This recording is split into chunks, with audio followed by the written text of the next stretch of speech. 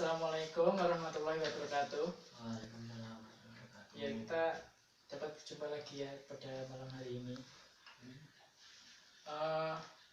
Sebelum kita melaksanakan belajar bersama pada malam hari ini, alangkah lebih baiknya kita berdoa dahulu ya. Sebelum melaksanakan pembelajaran, berdoa mulai.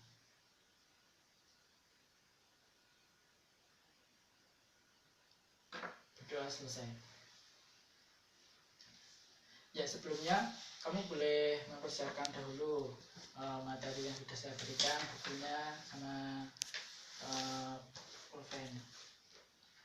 Nah, kan waktu itu saya sudah menyampaikan tentang KD yang saya ajarkan pada pertemuan ketiga ya, yaitu tentang KD 3.2 yang menjelaskan tentang teks prosedur, yaitu mengidentifikasi struktur, teks prosedur, dan kaidah kebahasaannya.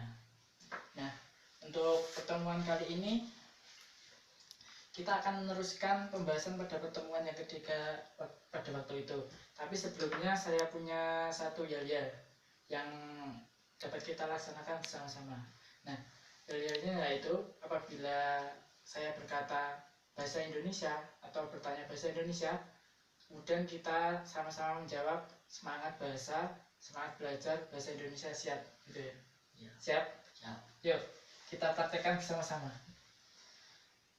Bahasa Indonesia, semangat belajar bahasa Indonesia, siap. Ya, walaupun kita pembelajarannya dilakukan pada malam hari, kita harus tetap semangat. Tidak boleh kita malas-malasan, apalagi di suasana pandemi ini kan kita terutama kamu tidak bisa masuk sekolah kan. Nah, untuk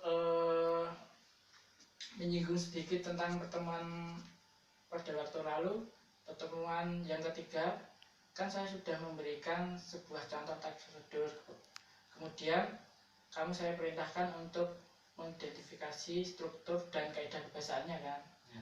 Nah, setelah itu kan kita mengupas bersama-sama tentang apa itu struktur, terus kemudian kaidahnya itu apa aja. Nah, untuk pertemuan kali ini nantinya kamu akan menyebutkan sendiri struktur teks prosedurnya dan kaidahnya. Untuk pertemuan kali ini tujuannya yaitu nantinya kamu dapat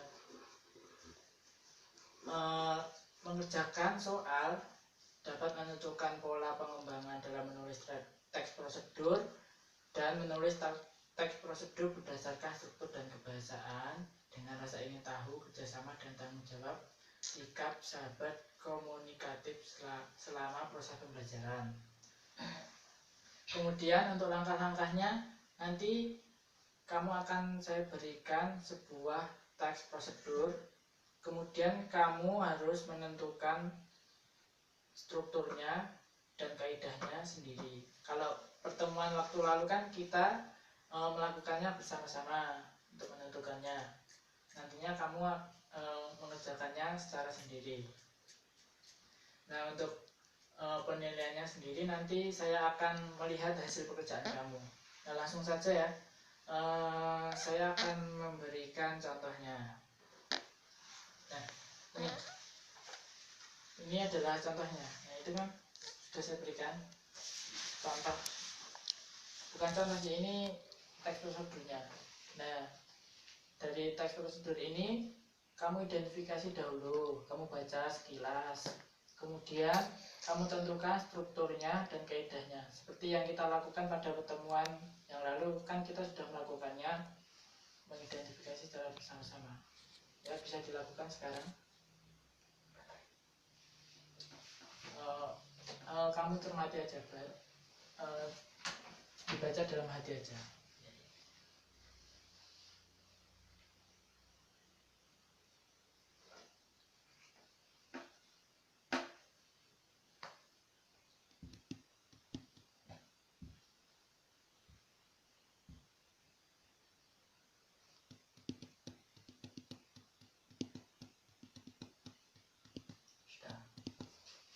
Sudah kamu cermati apa saja? mengupas sedikit.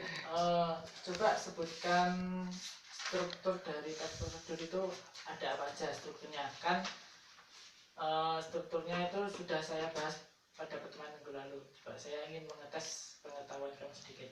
Apa saja? Judul, Ya, tujuan, ya, material, ya betul. langkah-langkah. Ya. Kemudian untuk kaidah kebahasaannya, kira-kira apa saja yang ada di dalam penulisan teks prosedur kaidah kebahasaannya? Konjungsi temporal, Betul. kata kerja imperatif, Hmm, kata kerja material, ya betul. kata kerja tingkah laku. Ya betul. Nah, kamu kan sudah mengetahui semua itu ya. Sekarang coba kamu tentukan strukturnya itu yang mana saja, yang tujuan itu yang mana, material yang mana, langkah-langkah yang mana. Kemudian kamu tentukan pula kaidah kebahasaan yang ada di dalam teks prosedur ini. Nah, untuk judul teks prosedur ini kan cara memasak mie instan. Nah, coba kamu sekarang tuliskan hasil dari kamu mengamati tadi.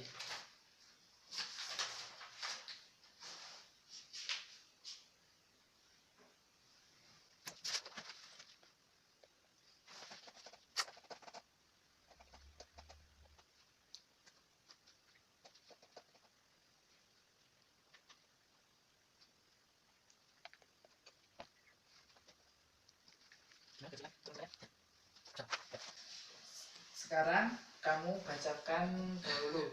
Kamu bacakan teksnya dahulu. Teks prosedurnya kamu baca dahulu. Nanti kamu sebutkan hasilnya apa saja.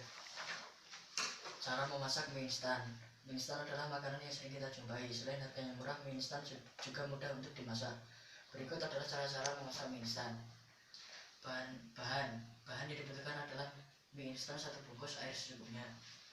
Tata cara memasak: 1. Tuangkan air ke dalam panci secukupnya. 2. Lalu rebus air sampai mendidih. 3. Buka bungkus mie dan pisahkan mie dengan bumbu. Setelah air mendidih, masukkan mie ke dalam panci. Selanjutnya siapkan piring dan tuangkan bumbu ke piring. Tunggu selama 10 menit. Setelah mie matang, tuangkan mie ke piring. Aduk bumbu mie agar bumbu merata. Mie siap disajikan. Ya. Kemudian kamu bacakan hasil yang kamu tuliskan.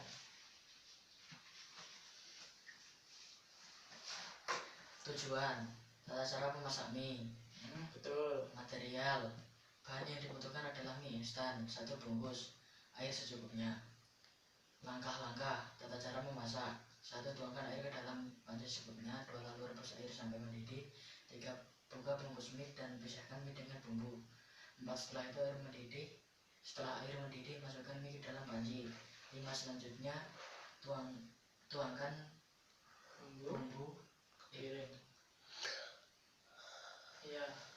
Ya lanjutkan saja, nggak apa-apa. 6. Tunggu selama 10 menit. 7. Setelah mie matang, tuangkan mie ke piring. 8. Aduk bumbu mie sampai merata. 9. Mie siap disajikan. Ya. Kemudian untuk kaidah kebahasaannya kira-kira kamu menemukan apa saja?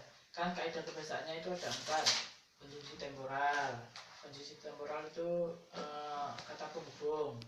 Kemudian kata kerja imperatif, kata kerja perintah atau pelarangan.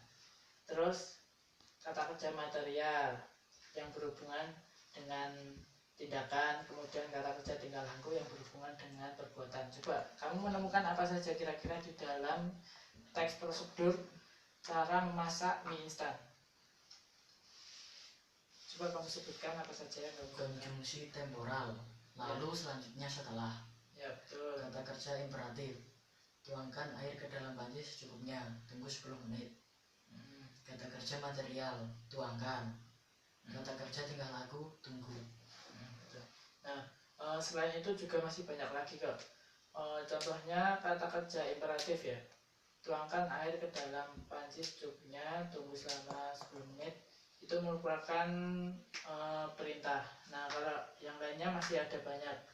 Seperti siapkan piring, tuangkan bumbu ke piring, itu juga merupakan kata kerja imperatif. Nah,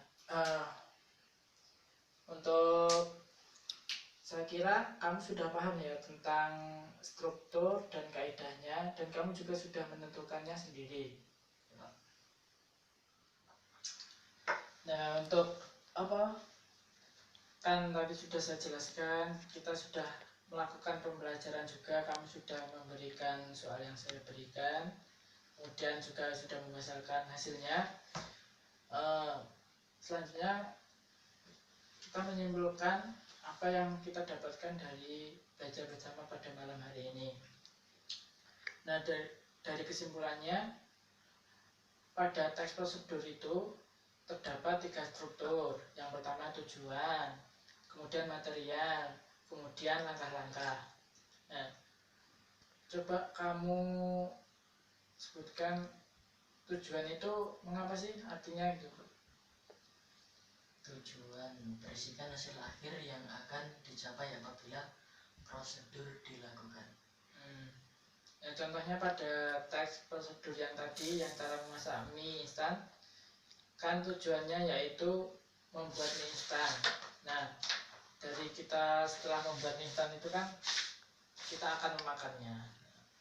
Kemudian untuk material sendiri itu apa sih material? Berisikan syarat-syarat atau apa saja yang dibutuhkan untuk mengerjakan prosedur. Betul.